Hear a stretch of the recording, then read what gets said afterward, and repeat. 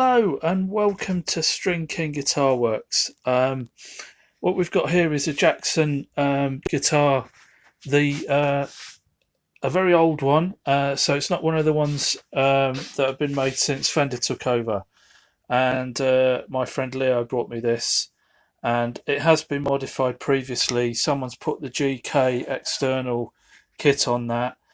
We're not going to do anything with that, but the wiring has to have some work, quite a lot of work actually. So what had previously happened with this guitar is someone had routed out a cavity for a humbucker here. It's normally a single coil, so you get two single coils and a humbucker normally on this guitar. This had been routed out for a single coil, for a humbucker. I haven't taken the pickup out yet, but Leo tells me that the routing's a bit rough and may need a little bit of cleaning up.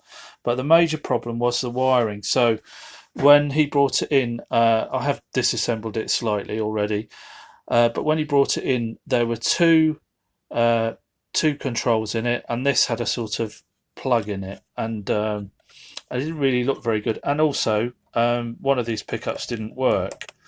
Anyway, so he said, what can we do with it? And I said, well, it's got three pickups in it. It's got a 5-way selector switch like a Fender Strat. So what would work quite well with this would be a blend wiring. So essentially what we're going to end up with is in this hole, there'll be a volume, and this one will be tone. Both of those will be for all three pickups. And then the third hole we'll put a blend control, and what the blend control will do will allow you to have some very unusual pickup mixtures, so you'll be able to have all three pickups at once, and a blend of that down to a more conventional arrangement, or you can have the neck and the bridge, or anything in between basically. So it'll be a very versatile thing. So what I've got to do first of all is to take out all the wiring that was in there already. I've had a look at it. These pots are okay actually; they're in reasonable condition, so I'm going to give them a clean and reuse them. The switch, it's probably quite difficult to see. The switch is quite corroded, so I'm going to replace that with a new oak Grigsby switch. Actually, I immediately opened it up, and I could work out why. One of the pickups wasn't working, as one of the wires wasn't connected. So what else might I do in here? I may put some copper at the bottom of this cavity, and probably all the way around actually, to be honest. I wouldn't normally bother for a humbucker doing all the way round a complete cavity with copper, because a humbucker doesn't really require that kind of shielding, but this has got a single coil pickup in it, so it's a good idea. The other thing is that with putting the copper in the bottom, that acts as a grounding plate for the wiring. So it essentially means is that you don't have to run a ground between the different pots, which you would have to do, because at the bottom of these pots, because they'll be in contact with the copper, that'll produce a ground between the pots. And actually, if you put the copper in and then you put a ground wire between the pots, you've got the danger of running a what's called a ground loop, which can create some hum and additional problems. So it's not a good idea to do that. But I'm going to put the copper in. I'm not going to bother with the grounding wires between the pots.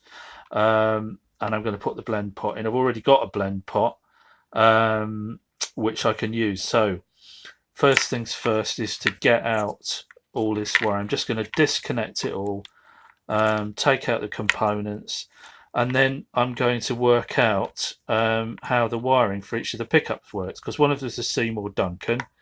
So I'm fairly sure how that's going to work, because I know the colours, what the colours are. Usually the red and white are the live wires if you're not going to split the pickups. And then I've got to work out how the other two pickups work. And when I've worked that out, I can then wire it all up, put it back together, and then it'll be wired up. The other thing I've got to do with this is the frets. Now, it's been played for quite a long time. It's quite an old guitar. I think it's like late 90s, something like that, or maybe a bit earlier than that. But there's a little bit of wear on the frets, and when I took my my tool, which is, so I'll just get it for you. So if you get this tool, got a flat edge, and you can see where there are uneven frets because you can rock it back and forth. So this is called a fret rocker, and there are some uneven frets here. So what I said to Leo was the best thing to do would be to fret level the whole lot, and that will give you a much more playable guitar.